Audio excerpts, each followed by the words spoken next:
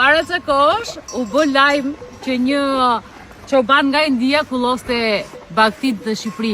Po nuk e dini që ky çoban është çobani jon, Rio, që na e solli agjencia e rekrutimit Victoria, na ka gjetur një person fantastik që kujdeset për baktit ton, qënë të duan jashtëzakonisht shumë, dhe e ne është me fat që ka një koleg, gjithë ne jemi me fat që ky ka ardhur në fermën ton, dhe tani nuk kemi atë stresin si do ja bëjmë, ku do gjejmë çoban, mos duhet zvogëlojmë kopen.